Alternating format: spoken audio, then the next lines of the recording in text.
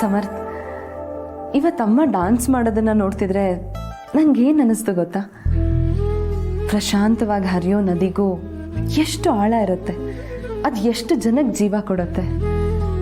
ಅಮ್ಮನೂ ಹಾಗೆ. ಅವ್ರು ಎಷ್ಟೇ ಸಿಂಪಲ್ ಆಗಿದ್ರು ಅಷ್ಟೇ ಗ್ರೇಟ್ ಅನ್ನಿಸ್ಕೊಳ್ತಾರೆ.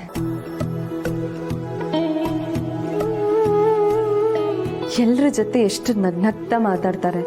ತಾವೇನೂ ಸಾಧನೆ ಮಾಡಿಲ್ಲ ಅನ್ನೋ ಥರ ಮಗು ಥರ ಇದ್ಬಿಡ್ತಾರೆ.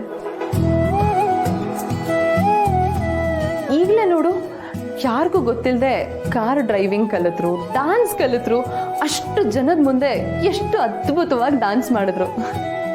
ನಮಗೆಲ್ಲ ಅಮ್ಮಂಗಿಂತ ಬೇರೆ ಸ್ಫೂರ್ತಿನೇ ಬೇಕಾಗಿಲ್ಲ ಸಮರ್ಥ್. ಮೇಡಮ್ನ ಹೊಗಳಿದ್ ಮುಗ್ದಿದ್ರೆ ತಾವಿನ್ ಮಲ್ಕೋಬೋದು. ಹೊಗಳಿದ್ದಂತೂ ಆಗಿಲ್ಲ, ಆದರೆ ಹೊಗಳ್ಬೇಕು ಅಂದರೆ ಪದಗಳೇ ಸಾಕಾಗ್ತಿಲ್ಲ.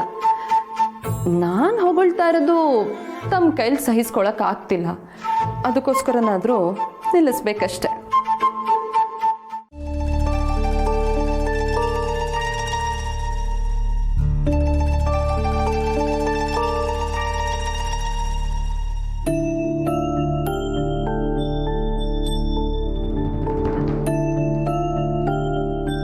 ಅಂತೂ 2 ಹೆಜ್ಜೆ ಹಾಕಿ ಅಮ್ಮನ್ನ ಬುಟ್ಟಿಗೆ ಹಾಕ್ಕೊಂಡೆ. ಅದಾದಮೇಲೆ ಅವ್ರನ್ನೇ ದಾಳ ಮಾಡಿಕೊಂಡು 2 ಎಕರೆ ಜಾಗನೂ ಹೊಡ್ಕೊಂಡ್ಬಿಟ್ಟೆ. ನೋಡೋರ್ ಕಣ್ಣಿಗೆ ಒಳ್ಳೊಳಾಗೂ ಕಾಣಿಸ್ಕೊಬೋದು, ಹಾಗೆ ಒಂದೊಂದಾಗೆ ಮೆಲ್ಲಿಗೆ ಆಸ್ತಿನೂ ಕಬಳಿಸ್ಕೋಬೋದು. ಎಂಥ ಪ್ಲ್ಯಾನ್ ನೋಡು ನಿಂದು. ಭಕ್ತಿ ಇದ್ರೆ ದೇವರು ವರ ಕೊಡ್ತಾನೆ.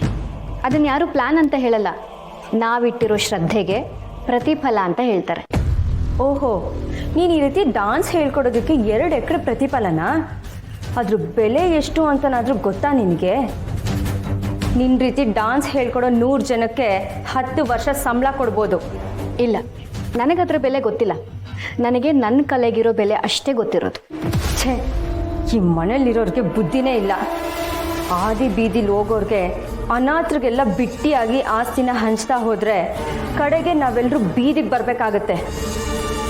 ಇದೇ ಕಾರಣಕ್ಕೆ ನನ್ನ ಗಂಡ ಭಾಗ ಕೇಳಿದ್ದು. ದೀಪಿಕಾ, ನಾನು ಡಾನ್ಸ್ ಹೇಳ್ಕೊಟ್ಟಿರೋದಕ್ಕೂ ಆ 2 ಎಕರೆ ಜಾಗಕ್ಕೂ ಅಭಿ ಭಾಗ ಕೇಳ್ತಿರೋದಕ್ಕೂ ಯಾಕೆ ಸಂಬಂಧ ಕಲ್ಪಿಸ್ತೀಯಾ? ಯಾಕೆ ಅಂದರೆ ಈ ರೀತಿ ದಾನ ಮಾಡೋಕ್ಕೆ ಅದು ಭಾಗ ಆಗದೆ ಇರೋ ಆಸ್ತಿ. ಒಂದು ವೇಳೆ ಭಾಗ ಆಗಿ ಅದು ಅಭಿ ಪಾಲಿಗೆ ಬಂದರೆ ಅದ್ರ ಮೇಲೂ ಕಣ್ಣು ಬಿದ್ದಿದೆಯಲ್ಲ ನಿನಗೆ. ನನಗೆ ಇದು ಯಾವುದ್ರ ಬಗ್ಗೆನೂ ಮಾತಾಡೋಕ್ಕೆ ಇಷ್ಟ ಇಲ್ಲ ದೀಪಿಕಾ. ಎಲ್ಲದ್ರ ಬಗ್ಗೆ ನಾಳೆ ಅಭಿನೇ ಮನೇಲಿ ಮಾತಾಡ್ತೀನಿ ಅಂತ ಹೇಳಿದಾನಲ್ಲ, ಮಾತಾಡಲಿ ಬಿಡು. ಏನಾಗುತ್ತೆ ಅಂತ ಅಲ್ಲೇ ಗೊತ್ತಾಗುತ್ತೆ. ಆಗೋದೆಲ್ಲ ಆಗಲೇಬೇಕು. ಈ ಮನೇಲಿ ಇದ್ಕೊಂಡು ನಿನ್ನ ಮೆರ್ದಾಟಗಳನ್ನೆಲ್ಲ ನೋಡಿ ಸಹಿಸ್ಕೊಂಡಿರೋಕ್ಕೆ ಆಗಲ್ಲ ನನಗೆ. ನಾವೇನಾದರೂ ಇಲ್ಲೇ ಇದ್ದರೆ ನಮ್ಮ ಪಾಲಿನ ಆಸ್ತಿನೂ ಹೊಡೆಯೋ ಪ್ಲ್ಯಾನ್ ಮಾಡಿರ್ತೀಯ ನೀನು. ದೀಪಿಕಾ ಪ್ಲೀಸ್, ಎಲ್ಲ ಮಾತುಕತೆನೂ ನಾಳೆನೇ ಆಗುತ್ತೆ ಅಂದಮೇಲೆ ಈಗ ನಾವು ಮಾತಾಡಿ ಏನು ಪ್ರಯೋಜನ?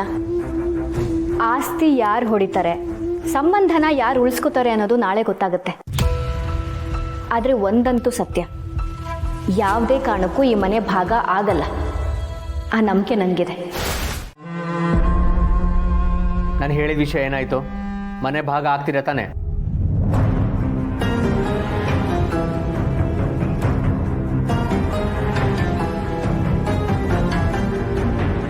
ಆಯಿತು, ಮೊದಲು ತಿಂಡಿ ತಿನ್ನು, ಆಮೇಲೆ ಮಾತಾಡೋಣ.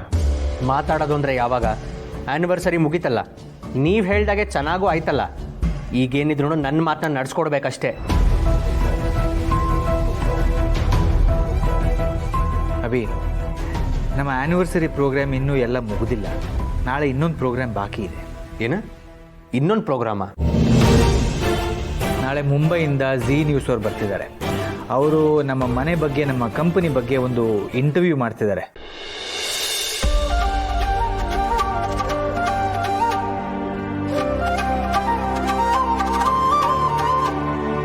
ದೊಡ್ಡಪ್ಪ, ಈ ಮನೆ ಮತ್ತೆ ಕಂಪನಿ ಬಗ್ಗೆ ನ್ಯಾಷನಲ್ ಟೆಲಿವಿಷನ್ ಅಲ್ಲಿ ಟೆಲಿಕಾಸ್ಟ್ ಆಗುತ್ತಾ? ಮತ್ತೇನಮ್ಮ ಅನ್ಕೊಂಡಿದ್ಯಾ? ನಿಮ್ಮ ದೊಡ್ಡಪ್ಪನ ಸಾಧನೆ ಏನು ಕಮ್ಮಿನಾ? ನಿಜವಾಗ್ಲೂ ಹೆಮ್ಮೆ ಅನಿಸ್ತಿದೆ. ಅಂಥ ಚಾನಲಲ್ಲಿ ಇಂಟರ್ವ್ಯೂ ಕೊಡೋದಂದ್ರೆ ಸಾಮಾನ್ಯದ ಮಾತಲ್ಲ. ಕಂಗ್ರಾಟ್ಸ್.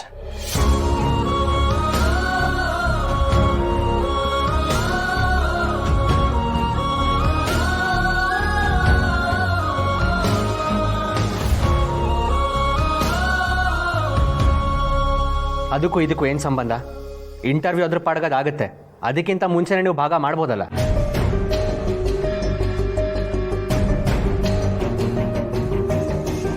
ಆಸ್ತಿ ಭಾಗ ಮಾಡೋದು ಅಂದರೆ ದಿನಸಿ ಅಂಗಡಿಗೆ ಹೋಗಿ ಕಡಲೆ ಬೀಜ ತಂದಂಗೆ ಅಂದ್ಕೊಂಡ್ಯಾ? ಅದಕ್ಕೆಲ್ಲ ಪ್ರೊಸೀಜರ್ಸ್ ಇರುತ್ತೆ, ಒಂದೆರಡು ದಿನದಲ್ಲಿ ಮುಗಿಯೋ ಕೆಲಸ ಅಲ್ಲ. ನೋಡವಿ, ಇಂಟರ್ವ್ಯೂ ಒಂದು ಮುಗಿಲಿ, ಆಮೇಲೆ ಮಿಕ್ಕಿದ ವಿಷಯ ಎಲ್ಲ ಮಾತಾಡೋಣ. ಹೌದವಿ, ನಿನ್ನ ಮನಸ್ಸು ಬದಲಾಯಿಸಕ್ಕಂತೂ ಆಗೋದಿಲ್ಲ. ಹಾಗಂದಮೇಲೆ ನಿನ್ನ ಮಾತು ಕೇಳದೆ ನಮಗೆ ಬೇರೆ ವಿಧಿ ಇಲ್ಲ. ದಯವಿಟ್ಟು ಈ ಇಂಟರ್ವ್ಯೂ ಮುಗಿಯೋವರೆಗೂ ಸ್ವಲ್ಪ ಸುಮ್ಮನೆ ಇದ್ಬಿಡು.